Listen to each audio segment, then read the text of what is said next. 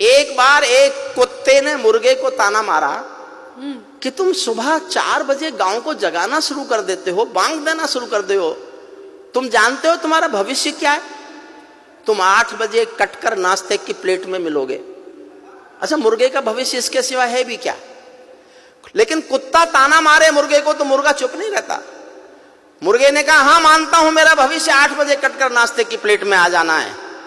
मैं गांव को जगाना इसलिए नहीं छोड़ता क्योंकि मेरी मौत को दुनिया में कोई भी कुत्ते की मौत नहीं कहता। क्या बात है।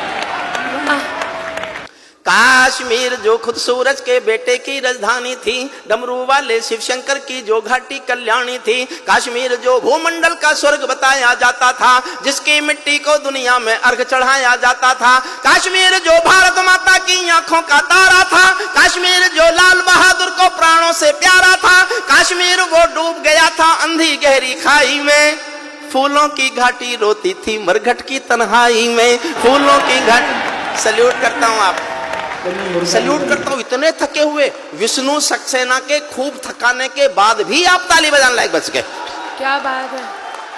काश्मीर वो डूब गया था अंधी गहरी खाई में, फूलों की घाटी रोती थी मरघट की तन्हाई में, वो अग्नि गंधा मौसम मलबेला था, गंधों के घर बंदूकों का मेला था, मैं भारत की जनता का संबोधन हूँ, आंसू के अधिकारों का उद्बोधन हूँ, इसीलिए दरबारों को दर्पण दिखलाता फिरता था, इसीलिए दरबारों को दर्पण दिखलाता फिरता था, मैं घायल घाटी के दिल की धड़कन गाता फिरता था, मैं घायल घाटी के 29 साल मैंने 1990 में कविता लिखी थी।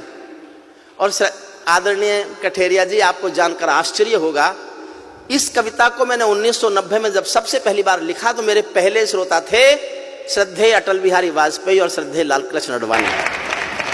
दोनों बैठ के रोए थे, दोनों बैठ के रोए थे। वाजपेयी साहब एक बार लाल किले में आए थे और मैं कश्मीर पढ़ रहा था। मैंने उनसे कहा, आप देश के प्रधानमंत्री बन गए और कश्मीर की हालत फिर भी नहीं सुधरी तो इससे भी सख्त कविता सुनने को तैयार रहना। फिर मुझे पता चला वो 6 साल इसीलिए उदास रहते थे क्योंकि उनके समय में तो हुआ नहीं था जो अब हुआ। मन से सुनिए, मैं अपना मन पूरा इस कविता के साथ आपसे जोड़ना चाहता हूं। इसीलिए दरबारों को दर्पण दिखलाता फिरता था, मैं घायल घाटी के दिल की धड़कन गाता फिरता था, हमने नारों में गाया था सब कश्मीर हमारा था, जब जब भी छू कर देखा हिम चोटी में अंगारा था, काश्मीर था जहां तमंचे थे केसर की क्यारी में, काश्मीर था जहां तमंचे थे केसर की क्यारी में, काश्मीर था जहां रुदन था बच्चों की किलकारी में, काश्मीर था जहां तिरंगे झंडे फाड़े जाते थे, 47 के बंटवारे के घाव उघाड़े जाते थे, काश्मीर था जहां हौसलों के दिल तोड़े जाते थे, खुदगर्जी में जेलों से हत्यारे छोड़े जाते थे, खुदगर्जी में जेलों से हत्यारे छोड़े जाते थे, अपहरणों की रोज कहानी होती थी, धरती मैया पानी पानी होती थी, झेलम की लहरें भी आंसू लगती थी, गजलों की बहरें भी आंसू लगती थी, मैं आंखों के पानी को ललकार बनाता फिरता था, मैं आंखों के पानी को ललकार बनाता फिरता था, मैं घायल घाटी के दिल की धड़कन गाता फिरता था, मैं घायल घाटी के दिल की।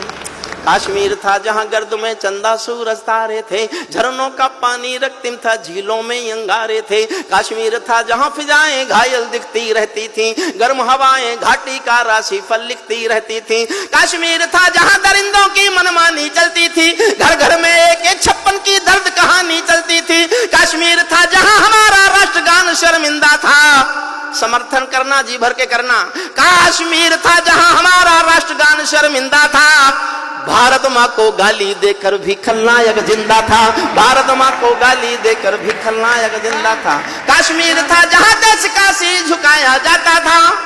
और जिस दिन ये घटना घटी मैंने उस दिन पंक्ति लिखी थी, समझ जाओ किसी को पिछली याद हो तो समर्थन करना।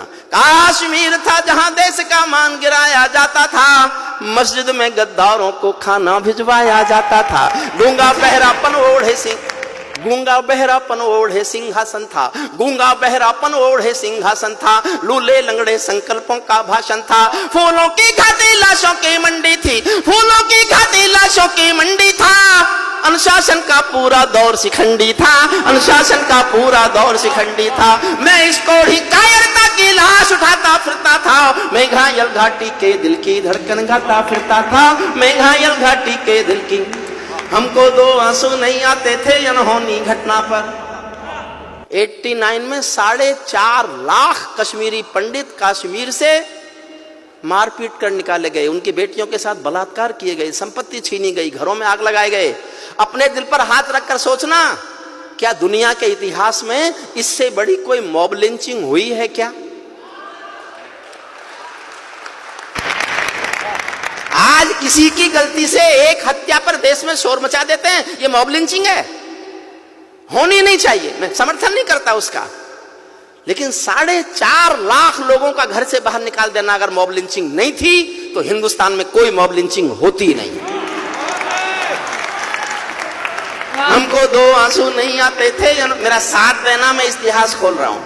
हमको 2 आंसू नहीं आते थे अनहोनी घटना पर, थोड़ी सी चर्चा होती थी बहुत बड़ी दुर्घटना पर। राजमहल को शर्म नहीं थी, घायल होती छाती पर, भारत मुर्दाबाद लिखा था श्रीनगर की छाती पर। मन करता था फूल चढ़ा दूं लोकतंत्र की अर्थी पर। भारत के बेटे निर्वासित हो गए अपनी धरती पर, भारत के बेटे निर्वासित हो गए अपनी धरती पर। वे घाटी से खेल रहे थे गैरों के बलबूतों पर, जिनकी नाक टिकी रहती थी पाकिस्तानी जूतों पर। कश्मीर को बंटवारे का धंधा बना रहे थे वे, कश्मीर को बंटवारे का धंधा बना रहे थे वे। जुगनू को बैसाखी देकर चंदा बना रहे थे वे, फिर भी खून सने हाथों को न्योता था दरबारों का। जैसे सूरज की किरणों पर कर्जा हो अंधियारों का, जैसे सूरज की किरणों पर कर्जा हो अंधियारों का। कुर्सी भूखी थी नोटों के थैलों की, कुर्सी भूखी थी नोटों के थैलों की, कुलवंती दासी हो गई रखेलों की। एक नाम लेता हूं कविता में, उसका नाम सुनकर आपके दिल में आदर की, प्यार की, सम्मान की हिलोर उठे तो उस हिलोर को तालियों में बदल देना। कुर्सी भूखी थी नोटों के थैलों की, कुलवंती दासी हो गई रखेलों की। घाटी आंगन हो गई खूनी खेलों की, बहुत जरूरत थी सरदार पटेलों की, बहुत जरूरत थी सरदार पटेलों की। मैं घाटी के आंसू का संतरास मिटाता फिरता था, मैं घायल घाटी के दिल की धड़कन गाता। एक छंद पढ़ रहा हूं साहब। भारत मां को इस समय सोने दो, बड़ी मुश्किलों से इस बहादुर सरकार की कोशिशों के बाद भारत मां सुकून से सोने की हालत में आ गई। वाह वाह वाह वाह वाह, बहुत बढ़िया। मैं एक छंद पढ़ रहा हूं। जब चौराहों पर हत्यारे महिमा मंडित होते थे, जब चौराहों पर हत्यारे महिमा मंडित होते थे, भारत मां की मर्यादा के मंजर खंडित होते थे। जब कृष भारत के नारे थे गुलमर्गा की गलियों में, शिमला समझौता जलता था बंदूकों की नलियों में। तो केवल आवश्यकता थी हिम्मत की खुददारी की, तो केवल आवश्यकता थी हिम्मत की खुददारी की। 56 इंची सीने में ही आशा थी दमदारी की, 56 इंची सीने, 56 इंची सीने से ही आशा थी 56 इंची सीने से ही आशा थी दमदारी की। संविधान को बदल दिया है घाटी गैर नहीं होगी, जहां तिरंगा नहीं मिलेगा उनकी खैर नहीं होगी, जहां तिरंगा नहीं मिलेगा। बहुत प्रणाम करता हूं आपको साहब, क्या बात है। इसीलिए आवश्यकता थी हिम्मत की खुददारी की, 56 इंची सीने से ही आशा थी दमदारी की। संविधान को बदल दिया है घाटी गैर नहीं होगी, जहां तिरंगा नहीं मिलेगा उनकी खैर नहीं होगी। जिनको भारत की धरती न भाती हो, भारत के झंडों से बदबू आती हो, जिन लोगों ने मां का आंचल फाड़ा हो, दूध भरे सीने में चाकू गाड़ा हो, मैं उनको चौराहों पर फांसी चढ़वाता फिरता था। मैं घायल घाटी के दिल की धड़कन गाता फिरता था, मैं घायल घाटी के दिल की। अंतिम छंद पढ़ता हूं। अभी भी उधर से बयान आते हैं हमारे पास 1 पाव का एटम बम है, हमारे पास आधी किलो का एटम बम है। देखिए साहब, मैं बोलना नहीं चाहता, सांसद जी आपसे अनुमति लेकर आपसे माफी मांग के बोलता हूं, और ये मैंने बहुत दुखी होकर बोला, ऐसे नहीं बोला। रोज डराता है हमको एटॉमिक युद्ध होगा, एटॉमिक युद्ध होगा। मैंने कुछ मेरे दोस्त साइंटिस्ट हैं उनसे पूछवाया कि मान लो एटॉमिक युद्ध हो ही जाए, क्योंकि उसका भरोसा क्या? जो दुनिया में किसी के भरोसे लायक नहीं है, हमारे लायक तो होगा ही क्या? मान लो हो ही जाए तो क्या होगा? बोले जी दोनों देशों के 25-25 करोड़ लोग मर जाएंगे। मैं एक दिन सोचता रहा और जब उसी दिन शाम को मैंने उनके एक मंत्री का बयान सुना कि हम एटॉमिक युद्ध कर सकते हैं, तो मैंने कहा कि होने दो, होने दो, हम 25 करोड़ मरने को तैयार हैं, तुम तो रेगिस्तान हो गए, बचा क्या? अगर तुम अपने को पूरा मिटाकर हमारे थोड़े से कम कर दो तो हमें कोई नुकसान नहीं है, हमको जनसंख्या नियंत्रण कानून लाने की भी जरूरत नहीं है। अंतिम पंक्तियां सुन लीजिए। अमरनाथ को गाली दी थी भीख मिले हथियार, ये अच्छी बात नहीं है जो मैं कह रहा हूं, लेकिन दुखी होके कह रहा हूं।